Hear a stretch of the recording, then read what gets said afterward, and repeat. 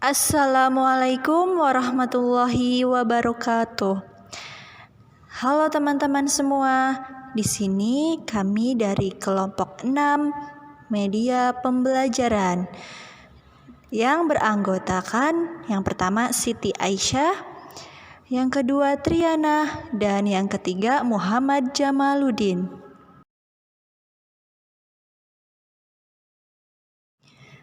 Nah, sebelumnya teman-teman apakah sudah tahu apa itu teks laporan hasil observasi?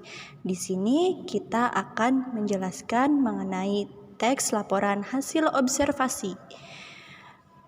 Pengertiannya adalah teks laporan hasil observasi adalah teks laporan yang memuat klasifikasi mengenai jenis sesuatu berdasarkan kriteria.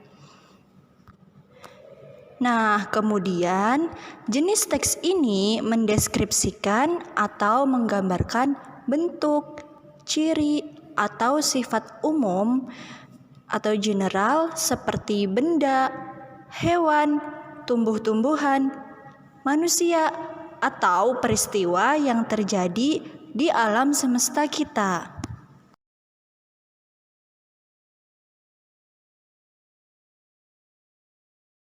Selanjutnya, kita akan membahas tentang sifat teks laporan hasil observasi. Yang pertama, bersifat informatif. Artinya, memberikan informasi yang berguna mengenai objek yang diamati kepada pembaca. Kemudian, yang kedua bersifat komunikatif.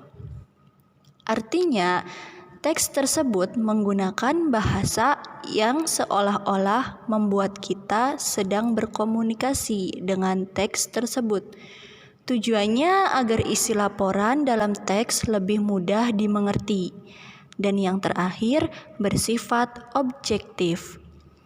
Artinya, teks laporan tersebut harus faktual dan berpatokan pada informasi yang sah tentang apa yang benar-benar terjadi. Nah, kita bisa singkat dengan IKO.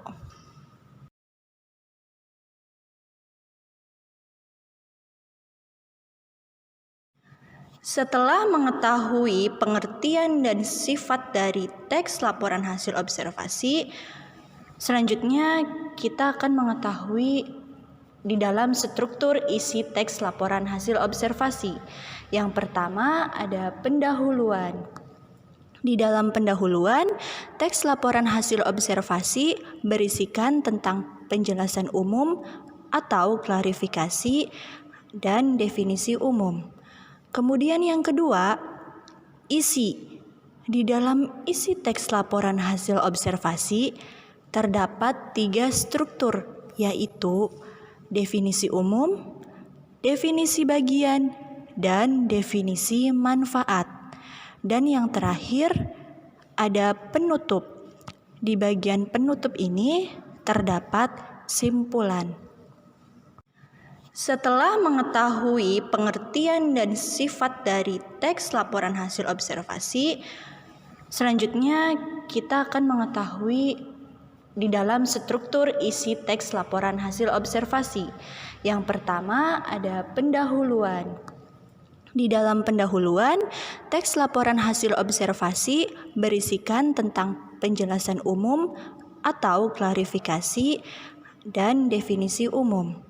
Kemudian yang kedua, isi. Di dalam isi teks laporan hasil observasi terdapat 3 struktur, yaitu definisi umum, definisi bagian, dan definisi manfaat. Dan yang terakhir ada penutup. Di bagian penutup ini terdapat simpulan.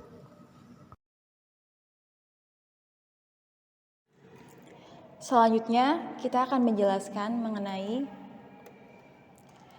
tujuan teks laporan hasil observasi. Tujuannya yaitu untuk melaporkan hasil observasi secara sistematis dan objektif berupa hasil pengamatan untuk memecahkan suatu persoalan atau menguji suatu hipotesis. Udah gitu. Di dalam teks laporan hasil observasi terdapat ciri-ciri umum, yaitu bersifat objektif dan tidak memihak, harus ditulis berdasarkan fakta yang terjadi pada saat pengamatan, tidak mengandung hal-hal yang bersifat menyimpang, dugaan-dugaan yang tidak tepat atau pemihakan terhadap sesuatu, ditulis secara lengkap dan sempurna, dan sifatnya universal atau global. Oke, siap. Aduh. Ya, lama deh.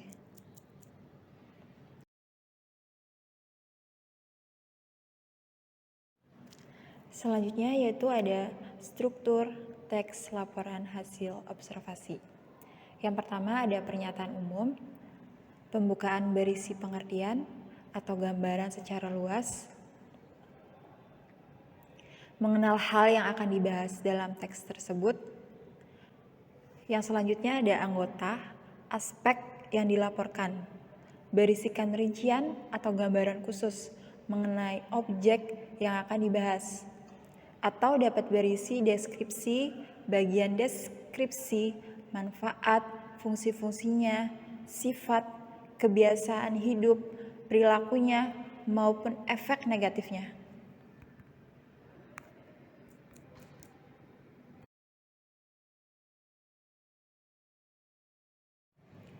Setelah struktur teks hasil laporan observasi, berikutnya ada maksud isi teks, yaitu tersirat dan tersurat.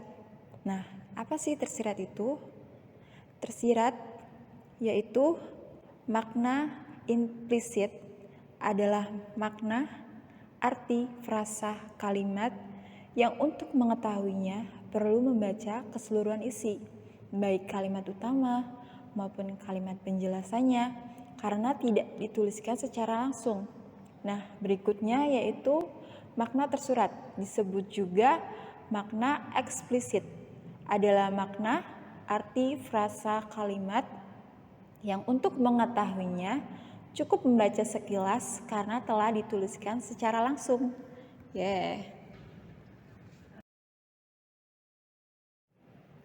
Berikutnya yaitu terdapat ciri kebahasan teks laporan hasil observasi. Yang pertama ada verba atau kata kerja. Berikutnya frasa atau kelompok. Yang ketiga penggunaan sinonim. Yang keempat penggunaan antonim. Selanjutnya menggunakan nomina atau kata benda. Dan yang keenam menggunakan konjungsi atau kata hubung. Selanjutnya menggunakan kalimat kompleks dan menggunakan kalimat simpleks dan menggunakan kata istilah. Dan yang terakhir menggunakan adjektiva atau kata sifat.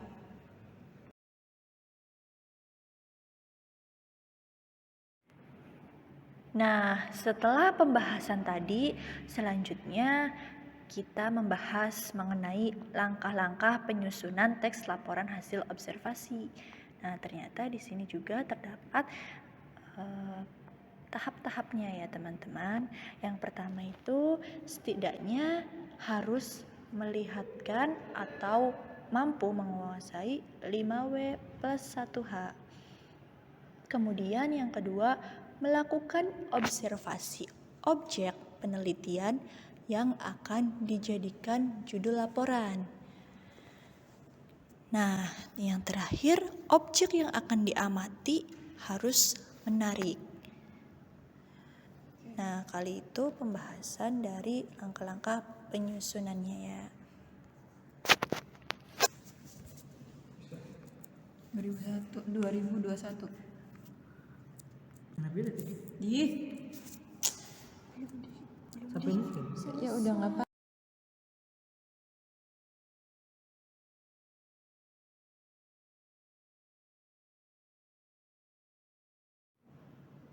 Setelah membahas langkah-langkah penyusunan teks laporan hasil observasi, kemudian kita